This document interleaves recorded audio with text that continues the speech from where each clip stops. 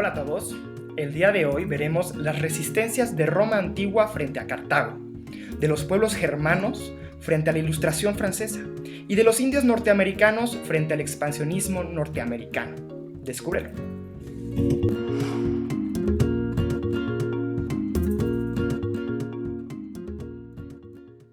Hola a todos, mi nombre es Fermín Begueriz, bienvenidos a este nuevo episodio del podcast Compas Guiándote por la Historia. Compas Guiándote por la Historia es una revista digital que busca compartir contigo artículos históricos de un minuto de lectura, que te inviten a disfrutar de las épocas pasadas, siendo este podcast un espacio para que profundicemos sobre ellos, reflexionemos sobre la historia y la vivamos juntos. Comencemos. Bueno, para todos aquellos que nos ven en YouTube, les recordamos por favor si nos pueden dar like, suscribirse, darle a la campanita. Eso nos ayuda muchísimo para, ya saben, estar conectados con ustedes y que vayan viendo el nuevo contenido que vayamos sacando con las semanas. Ahora sí, sin más preámbulo, Miquel, bienvenido, nuevo escritor de Compas Guiándote por la Historia. ¿Cómo estás? Hola Fermín, bien, aquí, en Qué este bueno. domingo matutino, a gusto y contento de poder contar una historia. Eso es lo Qué mejor bien, de qué todo. bien. Para los que no lo conocen, Miquel él es estudiante de la Universidad Iberoamericana, es historiador, un apasionado de la historia antigua, entonces ya tendrá mucho que compartir con nosotros. Y bueno, Guilén, muchas gracias también por estar aquí otra vez con nosotros.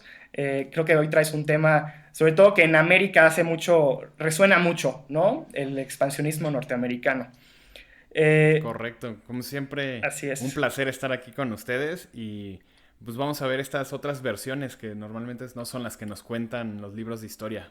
Justamente, y además creo que es muy importante porque si enmarcamos este podcast, podríamos enmarcarlo en una manera de hacer historia, ¿no? De hacer teoría histórica y de narrarla, que es la historia comparada.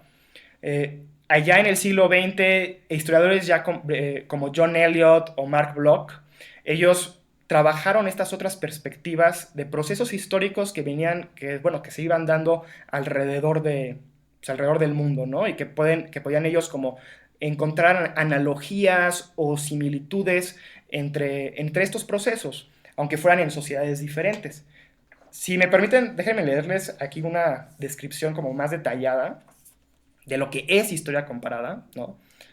Historia comparada la podríamos definir como un área de la disciplina histórica que trata de dar, o sea, con el propósito de hacer una comparación sistemática de un proceso en dos o más sociedades, ubicados en un tiempo y en un contexto. Entonces, el día de hoy, lo que nos acontece y lo que vamos a hacer es hacer este tipo de comparaciones desde la otra perspectiva, desde la otra narrativa que no muchas veces se conoce de la historia que nos platican. Miquel, adelante, todo tuyo. Pues bueno, mi narrativa nos lleva a la Segunda Guerra Púnica. Es el enfrentamiento más famoso de este conflicto de grandes escalas en la antigüedad. Es la lucha de Roma contra Cartago por la dominación del Mediterráneo occidental y de quién sería el futuro imperio de este mar tan cargado de historia y de memorias. Y bueno, este conflicto no solo es una guerra, es una historia donde miles de personas gritaron el nombre de sus madres, de sus padres en agonía, y que nuestra única forma de recordarlos, si bien no es por su nombre, es por hacer honor a esta historia y tratar de hacerla más amplia. Y eso es al final lo que la historia busca. Contar aquello que no se ha contado de aquellos que no han tenido voz y que no tienen voz. Y bueno, en este pequeño podcast y en esta pequeña narración mía, espero hacer un poco de honor a estas personas que no podremos conocer. Y bueno, la persona más famosa que vamos a conocer hoy es Aníbal Barca. Eh, que bueno, desde su Sí. infancia su padre le inculcó el odio a Roma, le hizo hacer un pacto en el templo de Baal, le cortó sangre de su mano y fue de, juras odiar a Roma y lo juro. Entonces Aníbal siempre tuvo esta mentalidad de odiar a Roma y la odiaba muy en serio. Ahora, ¿por qué odiaba a Roma? Su papá también odiaba a Roma, está por más decir eso. ¿Por qué? Roma triunfó en la Primera Guerra Púnica. Esta fue por dominar las islas del Mediterráneo, que son Sicilia, Córcega y Cerdeña. Perdón. Este, este trío de islas era muy importante. Una, para establecer el control de Roma en su mar próximo, y después para lanzarse al mar, porque Roma hasta ese momento nunca se había aventurado al mar, de hecho era todo lo contrario a una civilización marítima. De hecho, su triunfo en el mar se dio porque fue similar a la estrategia rusa contra los alemanes. Ellos no hicieron muchos barcos de gran calidad. Ellos solo hicieron tantos barcos que los cartagineses no podían compararse con la cantidad de barcos. Fue de, Claro. ok, no sabemos ir en barco, no importa, haremos muchos barcos. Hicieron muchos barcos. Okay. Y ahora, la derrota de Cartago fue cara. Y Roma no perdonó en nada. Le exigió altos costes a Cartago, le prohibió varias cosas, le prohibió tener una flota, etcétera, etcétera. Entonces ya vemos por qué Aníbal odiaba a Roma, perdón. Y ahora, Aníbal con su padre fue a Hispania. Era una región inhóspita hasta este momento, había pequeñas colonias griegas, pero Cartago sería la primera civilización mediterránea que se incrustaría en la península ibérica. Y bueno, Ujú. ¿por qué? Es una región extremadamente rica, tanto en vides, en olivo. La cantidad de olivo que produce hasta la fecha España es impresionante. Y si bien este producto hoy en día no nos dice mucho, para el mundo antiguo el olivo era un símbolo, era un alimento, era una pomada, eran muchísimas cosas. Claro. Además de que tenían minas de oro muy importantes. Las médulas, los invito a buscar imágenes de las médulas para que vean cómo era la minería de esta época, donde hicieron unas vetas que cambiaron todo el paisaje de la región. De hecho, se ven los caminos en las montañas por donde iban los mineros. Wow. Y bueno, volviendo a Roma y haciendo más rápido este relato. El padre de Aníbal muere en una emboscada, pero la venganza sigue en pie. El plan maquiavélico sigue en pie. En pie. Y Aníbal, su mentalidad es ir a Roma y darles pelea en Roma. No en Sicilia, no en Córcega, en Italia. Y bueno, entonces se logra esta gran empresa. Aníbal ataca una ciudad aliada de Roma, Sagunto, que estaba más allá del Ebro. Hay una crítica en esas fuentes, pero por los términos de la narrativa, digamos que es el Ebro. Conquista Sagunto, Roma dice, pues si quieren guerra, es su problema. Y Aníbal más bien dice, ok, Cartago no estaba segura de esta guerra, pero Aníbal estaba convencido. Ahora Aníbal con un ejército de 80,000 hombres se aventura a los Alpes en invierno, un camino que hasta la fecha es peligroso, porque hay rocas de hielo gigantes, y en ese momento había tribus galas bastante violentas y agresivas, que ni los romanos aún habrían tenido contacto. Entonces ahora imagínense desfiladeros de una persona y te están lanzando piedras más grandes que nosotros tres juntos. Y ahora imagínense que en ese desfiladero había elefantes. Sí. Pobres elefantes, genuinamente pobres elefantes. El frío que debieron pasar y el sufrimiento que debían tener en un clima para el que no estaban acostumbrados. Sí. Pero al final Aníbal, por fuerza de determinación y por gran liderazgo, cruza los Alpes. Y ahí se proyecta esta gran sombra que atormentaría a Italia por 20 años, y 20 años muy crueles para la población itálica. ¿Por qué? Una vez que derrota a dos ejércitos, en una escaramuza hiera a un cónsul y en otra derrota a los dos ejércitos consulares de ese año, Aníbal se hizo dueño de todo el norte de Italia. Las tribus galas, porque Roma todavía no es la Roma que vemos hoy, que sabemos de hoy, de este gran imperio, era una república joven, una república con estructuras estables, pero pequeña. Entonces, al norte de Italia, actual Milán, había galos. Entonces se alían con ellos los cartagineses. Los galos ven en ellos una forma de atacar a Roma. Entonces se Ujú. hacen dueños del norte de Italia. Y Aníbal sigue avanzando, sigue quemando, sigue destruyendo pequeños pueblos, ciudades. Empuja a los agricultores del norte de Italia hacia el sur. Y Roma está de, esto no puede ser. Entonces deciden hacer otro ejército consular que termina en desastre. En la batalla de Trasimeno, bueno, los pobres soldados romanos se ahogaron. No fue un enfrentamiento que terminó antes de empezar para los romanos. sea, y este ya era murió el cónsul. el tercer ejército consular que derrotaba a Aníbal. Tercer ejército consular, Wow. aunque técnicamente contemos los primeros dos como uno, porque al final lo estaba Ok. comandando un cónsul. Ok, Pero ese cónsul tomó cargo de los dos ejércitos consulares porque el otro cónsul había sido herido en la primera escaramuza. Historia curiosa. Ese cónsul era Publio Escipión, padre de Publio Cornelio Escipión, futuramente conocido como el africano. Ujú. Y que él sería el derrotaría a que... Aníbal. Ok. Spoiler para aquellos que no sepan esta historia. Pero bueno, No, y por supuesto que Escipión eran, el pues eran africano. familias, ¿no? Eran familias que luchaban contra, familias políticas que luchaban contra Aníbal. O sea, esa era la situación No, no, no. de Eran los liderazgo. patricios. Ok. Eran patricios que eran pues la clase más elevada de Roma, los Ujú. senadores. Pero no era un conflicto de familias. Estos Ok. eran los representantes del Estado romano Sí, y comandaban a sus legiones. Y ellos perfecto. pero esto no era un conflicto de familias, esto era un conflicto de Roma contra Cartago, Ok. con historias particulares que son Escipión y Aníbal. Los Escipiones y los Barca, porque Aníbal es Aníbal Barca. Y los Claro. Barcas, pues eran una familia muy poderosa de Cartago. Pero ahora, para este momento, para Trasimeno, Roma ya está ok, claramente no lo podemos enfrentar como nos gusta, en un campo abierto donde podamos ganar por fuerza bruta. Aníbal siempre jugó con la decepción, buscaba las debilidades de su rival por explotarlas. Claro. Entonces, Roma decide negarle una batalla campal a Aníbal, pero Aníbal se hace dueño de todo el territorio itálico. Entonces va quemando todo lo que encuentra. Porque además pensemos que este es un ejército que vive de lo que encuentra. Entonces Sí. necesita vivir de lo mismo que los romanos. Y bueno, pasan unos cuantos años y Roma está ok, esto ya no puede ser, esto no puede ser. Deciden hacer un ejército monumental, 80.000 hombres. Para este momento Aníbal ya tenía 40.000, quizá menos.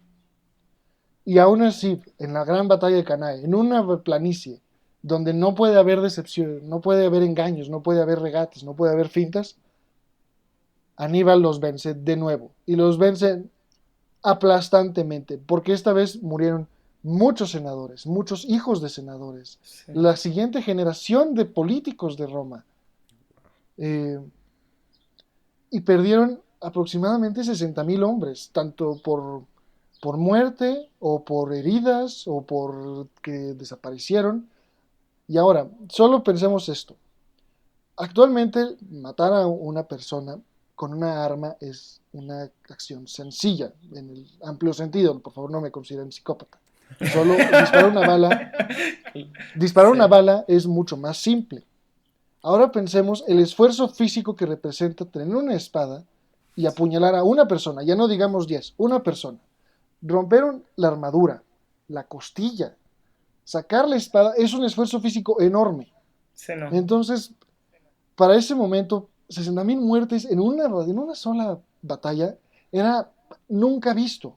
Era una carnicería elevada. Hasta la fecha lo es, pero para ese momento era algo Ujú. más. Sí. Además de que después de los romanos hicieron varios poemas de los gritos de Canae, porque había muchos moribundos que pues los asesinaron. Fue bastante desagradable, o sea, imaginarse los gritos de estas personas moribundas gritando por sus madres, sus padres, deseando estar en cualquier otro lugar menos ese. Entonces, para este momento Roma había perdido unos 200.000 hombres en total. Ujú. Esto para una sociedad preindustrial es muchísimo, pero ¿qué sigue? Rendirse, aceptar los términos de Cartago, que estaba más que dispuesta a darles términos porque Roma podía seguir peleando, porque Roma, al igual que Rusia, tenía una gran población de donde sacar soldados. Pero Roma estaba perdiendo a sus agricultores, estaba perdiendo comida, perdió su clase dirigente. Además de que hacer un ejército no es cosa sencilla, se tiene que entrenar.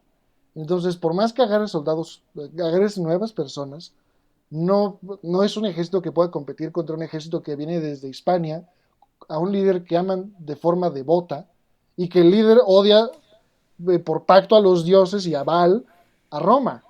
Claro. Entonces, ¿Roma qué hace? Roma decide no solo resistir, sino atacar. Manda a Publio Escipión, padre, y a su hermano Neo Cornelio a Hispania.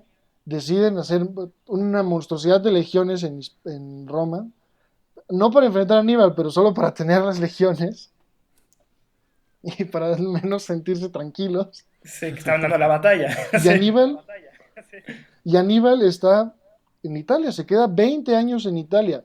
De hecho, perdió un ojo y no por combate, por una infección. Sí, que Aníbal también. nunca fue herido por un romano. Es probable que nunca haya sido herido por un romano. Por, y ahora, no reparé esto al principio, pero el ejército de Aníbal eran soldados que sirvieron con su padre en la Primera Guerra Púnica, en la conquista de Hispania, que lo acompañaron por todos los pasos de los Alpes, derrotaron ejército tras ejército romano. Estos eran espartanos en el término que Sí. conocemos, eran, Se para volvía, ellos el arte de matar con una espada era muy simple. No, claro, se volvía, imagínate la moral que traían. sí. O sea, estos cuates ya no solo estaban enojados ya de la Primera Guerra Púnica, sino que ahora estaban ganando constantemente y les seguía saliendo bien. O Les sea, seguía saliendo se bien. sentían imparables. Bueno, lo que le significa, o sea, un conflicto heredado, ¿no? O sea, fueron familia, o sea, el padre, el hijo, el primo, el nieto, o sea, todo el mundo estaba ahí. Y además, consideremos algo, pelear contra alguien de 20 años cuando tú tienes 30, la madurez es amplia. Puede que el otro tenga más energía, pero uno a los 30 años es físicamente fuerte, pero es maduro, tiene experiencia, ya no solo en el combate, sino en la vida. Sabe qué hacer cuando es herido por una espada oxidada, sabe reaccionar de formas mucho... Tiene una mejor reacción a todo. Claro, Sabe dormir mejor en el medio de la naturaleza, sabe cómo moverse mejor, cómo amarrar la armadura de mejor forma. Sabe hacer todo mejor. Además de que mentalmente es maduro, no se enoja tan fácil, creo. Eh, Estos detalles no los consideramos, pero el ejército de Aníbal era superior no solo en experiencia, sino en edad, en todos los sentidos. sí. Pero bueno, la tenacidad de Roma. ¿De dónde viene esta resistencia de Roma a Cartago? Una, de su infinidad de soldados que podía tener. Pero después de esta afinidad cultural a resistir. Roma nunca aceptaría términos de una rendición, ni mucho menos de una tregua. Se sentía agraviada porque estaba siendo derrotada en sus términos, en su tierra, y había perdido personas muy apreciadas para ellos.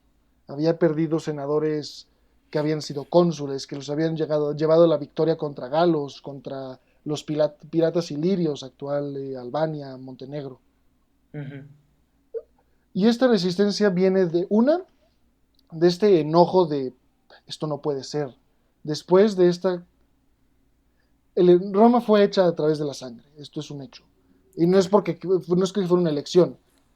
La península itálica eran muchas ciudades-estado violentas, unas más que otras. Entonces Roma logró sobrevivir a través de esto. Entonces este lenguaje de la violencia no era ajeno para él, Ujú. pero siguió. Y bueno, entonces tienes un pueblo que está cansado, pero con ganas de pelear, no porque se sienta yo soy romano, sino porque una perdió sus tierras y no tiene que comer. Es un pueblo hambriento que necesita volver a cosechar. Ujú. Y bueno, finalmente Roma acabaría saliendo triunfante. Y vaya si salió triunfante.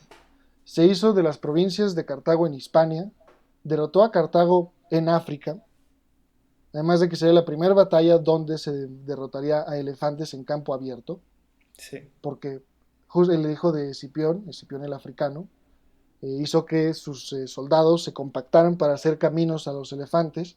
Y pues un elefante puede estar muy entrenado, pero cuando ve un camino que está vacío y otro que está lleno de lanzas, pues va a ir por el camino vacío. Y Claro. todos haremos esa elección. Y aún así... Y ahora, dato curioso. Parte del ejército de Escipión eran los veteranos de Canae, de esta gran derrota. El Senado desterró a los soldados que huyeron de Canae Los envió a Sicilia y dijo que hasta que no derrotaran a Aníbal, no podrían volver a Roma. Escipión los tomó, y era un ejército ya de unos 30 años, tenían 30, 40 años. Claro. Entonces, solo pensemos en esto. Ya ahora, justo lo que decía Fermín, este es un duelo ya casi familiar. Son las mismas caras que se vuelven a encontrar de nuevo en un campo de batalla, pero con más Sí. historia detrás de ellos. De sangre y de Y bueno, derrotas y de victorias.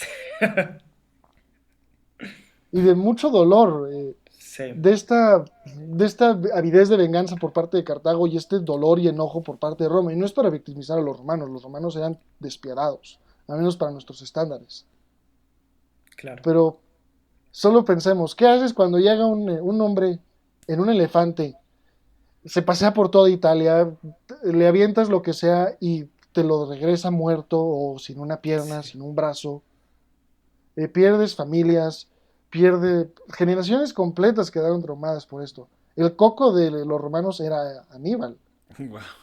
Wow. No, Sí. genuinamente, en las historias de pórtate bien, Tal. Aníbal vendrás. Entonces, no, nadie quiere Será pelear con tener una Aníbal. figura aquí terrorífica, ¿no? Con la que Pero vivir. bueno, esta tenacidad de Roma de resistir al final le daría muchos resultados. No para bien, porque la victoria fue muy cara. Pese a que logró expandirse a África, a Hispania, asegurar su dominio sobre el Mediterráneo, perdió la base de la sociedad romana republicana, que cada ciudadano era un agricultor. Sí. Ahora, sus soldados, y esto progresaría más conforme los años, ahora sus soldados ya no eran ciudadanos que se sentían responsables al Estado, ahora eran gente hambrienta que respondía a cualquiera. No, y Entonces, sí es muy relevante, o sea, la historia que cuentas, ¿no? O sea, cómo es o sea, cómo el sentirse acorralado y el sentirse, de alguna manera, a las puertas de una derrota y de ser, pues, yo creo que en esa época, en la antigüedad, podrían ser esclavizados de manera súper fácil, súper sencilla, muy ¿no? fácil. Un Entonces, saqueo de una ciudad podía representar un cambio de vida drástico. para todos. Entonces, creo que, o sea, es justamente ese sentirse en esa posición o en el peligro de esa posición fue lo que despertó la tenacidad romana, ¿no? La tenacidad de decir, eh, sí o sí tenemos que enfrentarlo, porque lo que va de por medio son nuestras propias vidas, ¿no? Ya no digas tú mi posición, mi posición igual política, sino me pueden matar, o sea, simplemente para quitarme de lado, ¿no? Entonces, creo que eso, o sea, narrar pues ese sentimiento de Roma, ¿no? De sentirse acorralada, ya ahora la Vulnerable. vemos, claro, y vulnerable. Ahora la vemos como, no, pues es que era Roma, obviamente iba a ganar, pero no se sentían así, no se sentían No, de esa manera. Roma vio muy cerca, si no la derrota absoluta, sí una derrota que abriría el paso a una historia muy diferente. Claro. Pues fíjate que traigo yo igual como o sea, ya, esto sí ya es más hacia la ilustración, siglo XVIII, ¿no? Pero también es como una historia de personas que veían y sociedades que veían venir un movimiento que les iba a costar mucho, ¿no? Sobre todo, aquí ya sí también en un entorno más político y de élite, ¿no? Pero también es esta otra contrapostura. Digamos que hacia mediados del siglo XVIII, gran parte de la intelectualidad europea, como sabemos, ¿no? Y se nos ha contado en la historia, pues afirmó ese deseo de lo que es la ilustración, ¿no? O lo que se dice de la ilustración. Disipar las tinieblas de la ignorancia, ¿no? Mediante el uso de la razón y el conocimiento. Así era como se jactaba la ilustración y el movimiento. Ahora, en esos principios, o sea, o sea, la ilustración se veía o tenía una brújula en principios que no estaban democratizados en ese momento, pero pues que giraban en torno de la libertad, de la igualdad, de la fraternidad, ¿no? Y digamos, lo diferente de esta ideología es que fue cayendo, o sea, digamos, la pujante ideología de ese momento, la ilustración, despertó entre las desigualdades sociales vamos a enmarcarlo, ¿no? En Francia ilustrada del siglo XVIII, y pues sabemos la historia, ¿no? ¿Qué pasó con las ideas ilustradas que bajaron y que impulsaron y hicieron explotar las diferencias sociales de esta Francia que todavía tenía un régimen, un tanto, o una estructura social un tanto feudal, ¿no? Lo que sucedió fue, pues, la Revolución Francesa.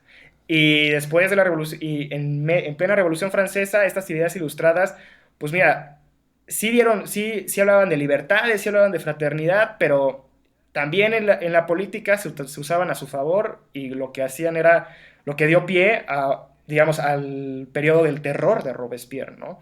Entonces, también fueron manoseadas esas ideas y fueron, digamos, utilizadas en beneficios políticos.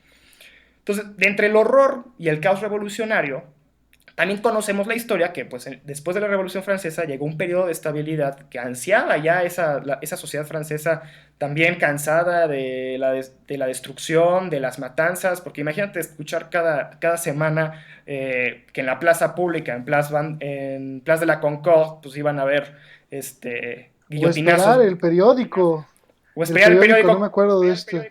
Claro, con ver con quién fue el guillotinado del día, ¿no? Entonces, digamos que también hablamos de un periodo ilustrado, pero también hablamos de un periodo muy sanguinario en ese momento, donde pues, había mucha inestabilidad social y política. Entonces ya, digamos, o sea, digamos, Napoleón sí llegó a estructurar un poco más y a sentar todas esas ideas que venían a prometer democracias y, bueno, pues en este caso no tanto democracias, porque sabemos el caso, la estructura La personal, autocoronación. la autocoronación, ¿no? Pero en la paradoja de la autocoronación y del imperio napoleónico, pues tenemos un código napoleónico que fue un código civil para las repúblicas y democracias actuales, ¿no? Entonces, tenemos que estos ideales ilustrados pues ya cobraron forma y figura en este código napoleónico, logrando establecer igualdad jurídica en los ciudadanos, individualidad de la propiedad, libertad de trabajo y libertad de conciencia. Ahora, para llegar a esto, Europa vio un peligro inminente, de por sí lo vio en el expansionismo napoleónico, pero las sociedades germanas de Austria, de todos los pueblos germanos del Sacro Imperio Romano Germánico, que Bavaria. todavía, sí, Bavaria y todos ellos, pues sentían un peligro inminente de decir, yo no quiero empezar a ver guillotinados pues en mis calles, en mis plazas, ¿no? Yo no quiero que la élite política decía, yo no quiero perder mi poder eh, así de la noche a la mañana, no quiero tener el mismo destino que María Antonieta o Luis XVI, ¿no? Y digamos que estas élites austriacas, en respuesta, que esta respuesta casi no se nos dice frente a la Revolución Francesa en las clases de historia, pero fue una respuesta, sobre todo muy germánica, que tomó ideas políticas de este romanticismo alemán, que fue una corriente, sí tuvo una corriente artística, que para Gillen, que le encanta el arte, ¿no? Sí tuvo. Es increíble el romanticismo, pero Entonces, tiene una razón de ser. claro, entonces no hay ideas, no hay movimientos políticos, movimientos artísticos sin ideas detrás, ¿no? Una evolución de Correcto. ideas. Entonces digamos que este romanticismo alemán sí tenía ideas políticas. Y las ideas políticas del romanticismo alemán fue una respuesta que encontraron clara y evidente las élites alemanas para hacer frente a las ideas republicanas y de la Francia ilustrada del momento. Entonces, digamos que empezaron a chocar en este sentido de historia comparada, pues empezaron a chocar los alemanes enfrentaban la modernización, la modernidad que se prometía de la ilustración, con la idealización del orden feudal, ¿no? Los alemanes también enfrentaron lo universal que la ilustración decía, ¿no? Con el relativismo cultural, acentuar las raíces alemanas. Después, las libertades individuales de las que hablaba la ilustración, pues fueron enfrentadas con sacrificios propios en favor del bien común, ¿no? De la nación alemana. Y la experiencia sensible de la que habla la ilustración, pues también fue enfrentada de la parte alemana con lo racional y la exaltación de los sentimientos, que la exaltación de los sentimientos es algo que sí se puede constatar, ¿no? En la pintura y en el arte del romanticismo. Entonces En la digamos que, literatura. claro, El claro, Fausto, Fausto de Goethe Goethe, es agónico, o sea, que ama demasiado, siente demasiado y se por suicida mal supuesto. también, pero Claro, no, y te digo, en esos choques, o sea, si vas viendo la ilustración proponía el romanticismo alemán contraponía. Entonces, para, digamos, frenar esa pujante ideología ilustrada, pues que pues que también iba detrás de Napoleón, por así decirlo, ya en una manera ya más, en otra fase de este pensamiento. Entonces, ambos movimientos, que es interesante saber, es que si bien fueron distintos, no pudieron escapar de destinos e implicaciones autoritarias. Las ideas ilustradas fueron manoseadas por Robespierre, terminando digamos, en un régimen del terror que en el momento yo creo que hasta se podía sentir como macabro, o sea, vivir ahí en una sociedad donde cada día había un guillotinado. Y después, digamos que el romanticismo alemán, no inmediatamente, pero sí fue esta jactación, digamos, ensalzar las raíces alemanas, pues sí fue como marcó un precedente para que, digamos, se impulsara, marcó un precedente para que en el siglo ya más, en el siglo XX, pues se dijera, pues alguna vez ensalzamos los sentimientos nacionales, nacionales germanos, y pues de ahí, ¿quién se tomó? Pues el Partido Nacional Socialista Alemán, el partido nazi del siglo XX, ¿no? Entonces digamos que de manera indirecta, pero ambos movimientos no pudieron escapar o ser manoseados por, pues, digamos, intereses que pues, terminaron en atrocidades, ¿no? Entonces, creo que, creo que encontrar, creo que hacer el esfuerzo de hacer historia comparada, ¿no? Nos da una perspectiva mucho más amplia de las fuerzas indirectas y de los peligros indirectos inminentes que puede tener movimientos alternos, ¿no? Movimientos alternos pero sobre todo no olvidarnos, a pesar de esos peligros inminentes, creo que el reconocerlos nos hace ser un poco más precavidos con lo que exponemos, precavidos con lo que decimos, precavidos con decir cuáles son digamos, las implicaciones de mis actos. Eso creo que es algo que yo rescato muchísimo de este relato. Y bueno, creo que el expansionismo estadounidense y lo que sufrieron los indios norteamericanos también nos hace este, pues, hacer este esfuerzo comparado, si bien nos amplía el espectro, también nos hace hasta un poco más compasivos, ¿no? Entendiendo la otra perspectiva. Sí, de hecho, ahorita de lo que están platicando voy a retomar un poquito el romanticismo porque Sí, igual con Aníbal y los romanos, bueno, una cosa bien importante fue que los romanos, cuando llegaron a Cartago, decidieron destruirlo por completo para borrar cualquier memoria de esa ciudad, Perdón, de Guillermo. las intenciones. Sí, Solo para que sepan a qué grado fue esta destrucción de Cartago. Una vez que se quemó la ciudad, salaron el territorio para que exacto, no para que no creciera creciera. nada, Exacto, nada. o sí, sea, esa era la intención romana, destruir por completo la memoria de Cartago. Y gracias a que se mantuvieron algunas estatuas, inscripciones, conocemos la historia de Aníbal. Algo que es distinto, por ejemplo, con el romanticismo y esta contraposición a la ilustración, de eso sí tenemos muchísimo. Y dejaron sí, un testigo físico todos estos artistas románticos. Vámonos a lo más simple, ¿no? Mencionabas a Goethe, que dejó escritos estos ideales, o tienes a Richard Wagner, que rescató toda esta mitología germana sí, medio del norte de Europa y la convirtió en una ópera que está en el top de las óperas jamás escritas y de la cual después esos mismos ideales bebió el nacionalsocialismo modificándolo a su conveniencia. por Pero supuesto. digamos que como quiera, el romanticismo es tangible. Ahí está, vas a un museo y ahí está el romanticismo. Pero hay pueblos a los que se les negó esto. Y muchas veces fue porque los mismos pueblos tenían otras aspiraciones y otras formas de ver la vida. Y este Sí, es el caso de los indios norteamericanos, de los cuales como tal no existe un arte lo suficientemente sólido como para poder recordarlos.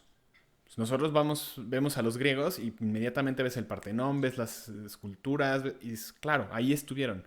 Y los indios norteamericanos, algunos sí tienen tejidos o algunos dibujos, pero no es un arte lo suficientemente fuerte. Y esto es peligroso para una civilización. Entonces, Sí. les voy a platicar justamente de este pasado repleto de vida, valentía y lágrimas. Vamos a hacer un pequeño zoom dentro de todos los pueblos amerindios a los Lakota, que son un grupo étnico de los indios de Norteamérica que vivían en las márgenes del río Missouri, que esto es al norte de las planicies centrales de Estados Unidos. Y hoy vamos a hacer otro zoom a una persona en particular llamada Genupa Huanica o Joseph No Two Horns.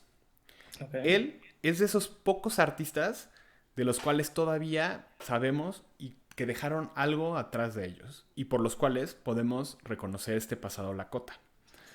Él realizó grabados y sobre todo armas decoradas, que nos habla mucho de lo que ellos apreciaban como nación. Y pictogramas sobre tela y papel, ejemplos muy finos del arte de las planicies amerindias, de los pocos que hay. Tenemos muy pocos datos de la vida de No Two Horns, pero sabemos que no solo era un artista, sino que también era un importante guerrero. A los 14 años combatió contra los Assiniboine y adquirió fama por su habilidad para asaltar campamentos enemigos y para robar caballos. Una vez más, nos habla de lo que era importante para esas personas. Claro. Ser artista guerrero, robar caballos, atacar campamentos. Era otra forma de vida, una vida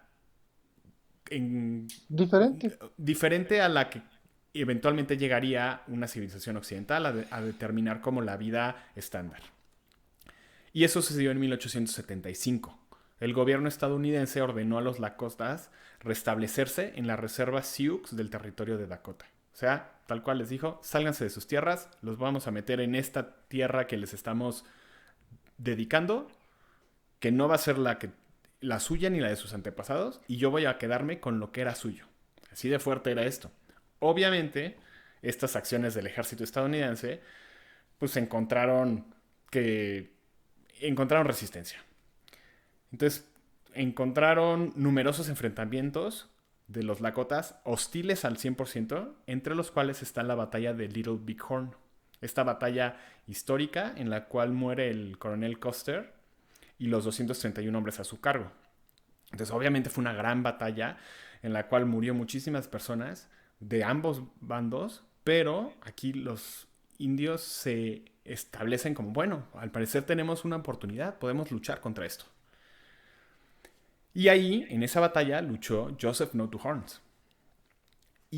Pero ¿qué pasó? Aunque los Lakota ganaban batallas, era imposible que ganaran la guerra. Por avance tecnológico, por la cantidad de personas y por el impacto que tenía en su sociedad estar peleando constantemente contra un ejército ya formado. Están poniendo guerreros contra soldados. Y eso cambia la perspectiva y la forma de batalla. Entonces, eventualmente no tuvieron de otra y No Two Horns y el resto de la tribu, bajo el mandato de Toro Sentado, tuvieron que huir a Canadá. A otra tierra. No la que les querían imponer, pero ya no tampoco era la suya. Llegaron a este nuevo país y, pues, aunque buscaron alternativas, no pudieron asentarse. Y tuvieron que buscar otra opción. Y ahí es donde se empieza a fragmentar la historia. Por ejemplo, No Two Horns regresa a Estados Unidos y acaba asentándose en una reserva india, la de Standing Rock. Y ahí se dedica a hacer artesanías para coleccionistas. Ya ni siquiera a expresar su arte como un ritual guerrero, sino como una curiosidad para los Coleccionable. nuevos los colonizadores. Una artesanía, Ok. como vamos nosotros a cualquier parte de México y nos venden lo que... Exacto. Y te venden una artesanía que no trae... A lo mejor puede tener mucha calidad, pero no tiene ese sentimiento con el cual... Imagínate a No Two Horns cuando iba a una batalla y él hacía su propio escudo y lo decoraba con los símbolos que lo iban a proteger en la batalla. Adquiere otro significado. Ese sentimiento no lo vas a ver en una artesanía que lo está haciendo para tener dinero. Entonces, este es el destino al que se resigna No Two Horns. Termina recluido ahí. El jefe, toro sentado, termina sobajándose y uniéndose al show itinerante de Buffalo Bill para sobrevivir. Hacer una curiosidad. El resto de la tribu y todas estas personas que vivieron este cambio tuvieron que dejar sus costumbres y abandonar todas sus tradiciones para subsistir. Los Lakota, como muchos pueblos amerindios, tuvieron que recluirse en estas reservas en donde las enfermedades y el alcohol desmembraron las civilizaciones que habían existido desde tiempos inmemorables. Entonces esta historia no está ahí porque no está escrita, no está pintada, Claro. no está compuesta, no hay nada más que Sí. la memoria que nosotros tenemos que seguir repitiendo para que no se olviden todas estas personas que simplemente les arrebataron su forma de vida. Sí, sí. Eso creo que es lo importante de reconocer esa vulnerabilidad de la que hablábamos al principio. Y Sí, hacernos responsables de no olvidar que existen otras formas de vida, con otra visión, y es algo que tenemos que aprender a respetar. sí, No, y también me atrevo a decir a saber de nuestros límites. Nosotros hemos vivido de una forma muy particular, Ujú. pero tam- como es imposible que nosotros entendamos cómo ellos vivieron, no nos tenemos que sentir mal por eso, nos tenemos que sentir mal por lo que les pasó para que llegaran a esta Claro, forma de vida. Pero justo lo que dices de nosotros perpetuar esta memoria de una buena forma, no ser una memoria obsesionada, solo claro. de persistir en la memoria y de darles un espacio en la historia, porque la memoria nos lleva a la historia. correcto. Y Eso que dices es clave. O sea, el recordar, o sea, las sociedades y las civilizaciones se van construyendo en la medida de que no olvidan su pasado. O sea, si no olvidan, o sea, sí, pero más bien, digo no olvidar, sino resignificar su pasado, ¿no? A la hora de que le dan un sentido, a la hora de que le dan un valor.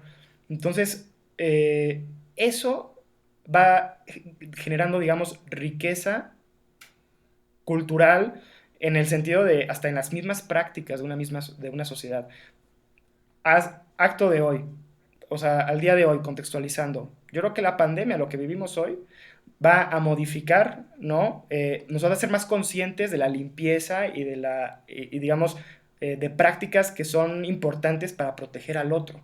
Entonces, algo que estamos viviendo hoy, resignificarlo, darle valor y apostarle a mejorar, eso creo que es lo que va construyendo pues, sociedades, civilizaciones y va haciendo de la historia algo vigente. Y no Eso es, quedarnos con una sola versión.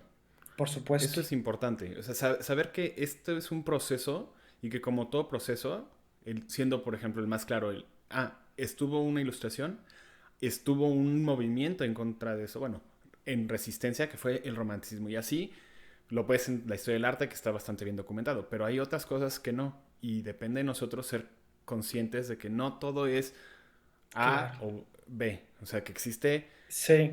una interacción que debemos tomar en cuenta para que tengamos la visión más completa de lo que sucedió y de lo que eso significa para nosotros hoy en día.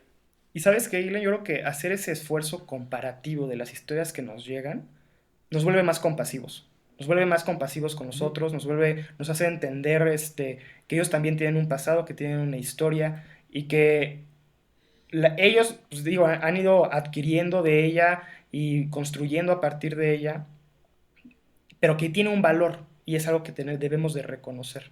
Ese sentido de hacer comparación yo creo que debe ser una actividad también, incluso diaria, ¿no? Nada más no igual de estudiar macroprocesos históricos, sino aterrízalo al día.